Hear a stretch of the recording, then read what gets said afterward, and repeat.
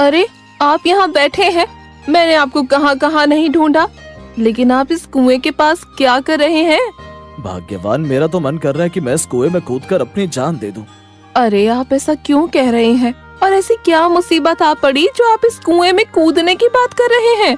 भाग्यवान, तुमको तो पता ही है कि मुझे छाते बनाने के अलावा कुछ नहीं आता, लेकिन जब मैं छातों को बेचने बाजार जाता हूँ तो कोई भी मेरे छाते खरीदता ही नहीं है।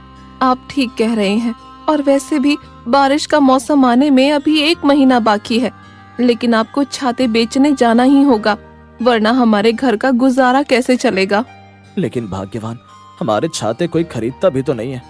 अरे आप छाते बेचने बाजार जाइए तो सही, देखना आज आपके सारे छाते बिक जाएंगे। हाँ, अब तुम इतना कह ही रही हो तो मैं छाते बेचने बाजार चला जाता हूँ, और वैसे भी इसके अलावा हमारे पास और कोई चारा भी तो नहीं है।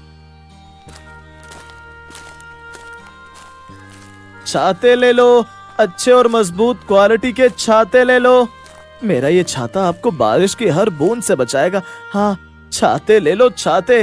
और तभी माधव के पास एक औरत आकर कहती है, अरे ओ भैया, इन छातों का क्या दाम है? दीदी, एक छाता सिर्फ 100 रुपए का है। बताइए कौन से रंग का छाता चाहिए आपको? मेरे पास हर तरह के रंग बिरंगे छाते हैं। भैया छाते तो मुझे पसंद आए, लेकिन मैं इस छाते के सिर्फ 50 रुपए दूंगी। हाँ दीदी, अगर मैं आपको 50 रुपए में छाता दूंगा तो मुझे बहुत घाटा हो जाएगा। मैं आपको 50 रुपए में ये छाता नहीं दे सकता। अगर नहीं दे सकती तो अपने छाते अपने पास ही रखो, और वैसे भी ये छाते इतने कोई खास भी नहीं है।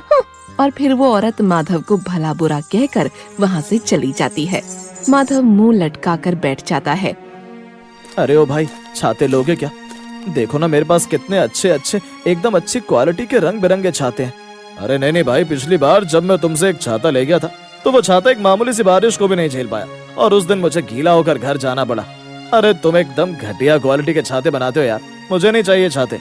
अरे ये तुम क्या कह रहे हो? मेरे छाते मजबूत और अच्छी क्वालिटी के होते हैं, तुम मेरे छातों के बारे में ऐसा नहीं कह सकते। अबे यार, तुझसे तो बात ही करना बेकार है, खामखा मेरा समय बर्बाद कर दिया तूने। वो व्यक्ति भी माधव की ओर टेढ़ा मुंह करके वहाँ से चला जाता है। अरे आइए सरपंच जी, छाते लेंगे क्या? मेरे पास बहुत बढ़िया छाते हैं। अरे माधव, अभी बारिश का मौसम नहीं आया, जब बारिश होगी तो लोग तुमसे खुद ही आकर छाते खरीद लेंगे, लेकिन अभी लोगों को छातों की कोई आवश्यकता नहीं है। लगता है आप ठीक कहते हैं सरपंच जी, वैसे भी मेरे इन छातों को कोई नहीं खरीदेगा। ऐसे ही सुबह से शाम हो जाती है, लेकिन माधव का एक भी छाता नहीं बिकता।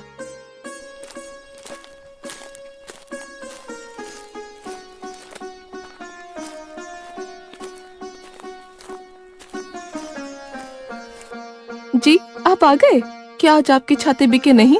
नहीं भाग्यवान, मेरे इन छातों को किसी ने भी नहीं खरीदा। कोई इसके कम दाम लगाता है तो कोई कहता है कि छाते अच्छे नहीं हैं। अरे ये तो बहुत ही बुरा हुआ, अब हमारे घर का गुजारा कैसे चलेगा? लगता है भाग्यवान, मुझे अब कोई दूसरा काम ढूंढ लेना चाहिए। इन छातों को बेचना तो नामुमकिन है। अरे आप ऐसा क्यों कहते हैं? देखना, एक दिन हमारे छाते जरूर बिकेंगे, और वैसे भी हार कर जीतने वालों को बाजीगर कहते हैं। हाँ। और फिर माधुरी कुछ देर सोचती है, फिर माधव से कहती है, ए जी, मेरे पास एकदम लल्लन टॉप आइडिया है, अगर आप कहो तो मैं बताऊं? बताओ भाग्यवान, मैं भी तो देखूं कि तुम्हारे दिमाग में कौन सा लल्लन टॉप आइडिया आया है। और फिर माधुरी माधव के कान में कुछ फुसफुसाने लगती है। अरे वाह भाग्यवान, तुम तो बहुत ही होशियार हो, लेकिन ये सब करना क्या सही होगा? जी, धंधा आगे बढ़ाने के लिए आटे में नमक जितना झूठ चलता ही है। ठीक है भाग्यवान, अगर तुम कहती हो तो मैं ये सब करने के लिए तैयार हूँ।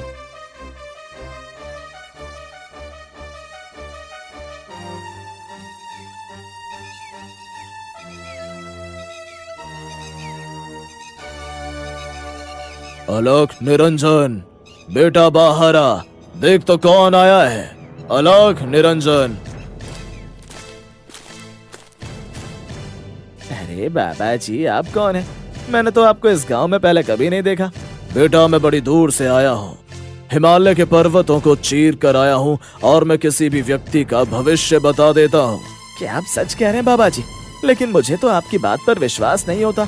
बच्चा, तुझे मेरी बात पर अगर विश्वास नहीं होता तो रुक, मैं अभी तेरा भविष्य बताता हूँ। अपना दायां हाथ आगे कर।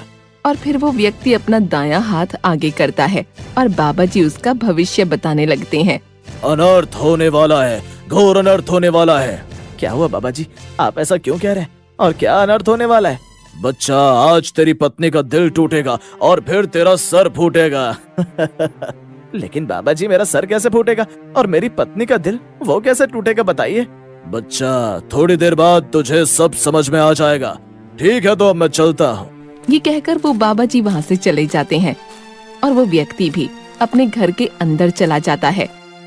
ए जी, इतने साल हो गए हमारी शादी को, लेकिन आज तक आपने एक साड़ी तो क्या, उसका एक टुकड़ा भी ना दिलाया। मैं कुछ नहीं जानती, मुझे एक बढ़िया सी साड़ी चाहिए, वरना आज आपके साथ अच्छा नहीं होगा। हाँ। अरे तुम पागल हो गई हो क्या भाग्यवान? एक तो ऊपर से हमारे खाने के लाले पड़े और महारानी साहिबा को नई साड़ी चाहिए। ये सुनकर उस व्यक्ति की पत्नी को गुस्सा आ जाता है। हाय राम, मर गया रे भाग्यवान, तुमने तो मेरा सर ही फोड़ दिया। हाय रामा, बहुत तेज दुख रहा है। ए जी, आपको लगी तो नहीं? मैंने तो धीरे से ही मारा था, लेकिन गलती से ज्यादा तेज लग गया। अरे मार कर कहती हो कि लगी तो नहीं? तुमसे बेकार औरत तो मैंने जिंदगी में कभी नहीं देखी। अब चुप हो जाइए, वरना फिर से आपका सिर फोड़ दूंगी। फिर वो व्यक्ति कुछ देर सोचता है और कहता है, अरे ये तो चमत्कार हो गया, वो बाबा जी की बात सच निकली। उन्होंने कहा था तुम्हारी पत्नी का दिल टूटेगा। मैंने तुमको साड़ी नहीं दिलाई तो तुम्हारा दिल टूट गया, और कहा था कि मेरा सर फूटेगा तो तुमने मेरा सर इस डंडे से फोड़ दिया। बाबा जी की जय हो। अब उस मूर्ख को कौन समझाए कि पत्नी का दिल टूटना और पति का सर फूटना ये तो घर में आम बात है। थोड़ी दूर चलने के बाद बाबा जी को एक और व्यक्ति दिखाई देता है और वो उससे कहते हैं, बच्चा, तेरे बहुत बड़े बड़े कान है, लेकिन तू फिर भी है परेशान। बता क्या समस्या है तेरी? बाबा सब ठीक करेगा। हाँ बाबा जी, मैं बहुत ही ज्यादा परेशान हूँ, मुझे पैसों की सख्त जरूरत है। अब आप ही बताइए बाबा जी, मैं क्या करूँ? बच्चा, तू निराश मत हो, थोड़ी दूर चलने के बाद तुझे 10 रुपए का नोट मिलेगा। लेकिन बाबा जी, 10 रुपए के नोट से मेरा क्या होगा? आज के जमाने में 10 रुपए में आता ही क्या है? बच्चा, तेरे पास और मेरे पास 2-2 हाथ हैं और लालच करना बुरी बात है। आज तुझे 10 रुपए का नोट मिलेगा, हो सकता है कल तुझे नोट की गड्डी मिल जाए। आप धन्य हो बाबा जी, आपकी जय हो बाबा जी, जय हो। फिर वो व्यक्ति बाबा जी को प्रणाम करके वहाँ से चला जाता है।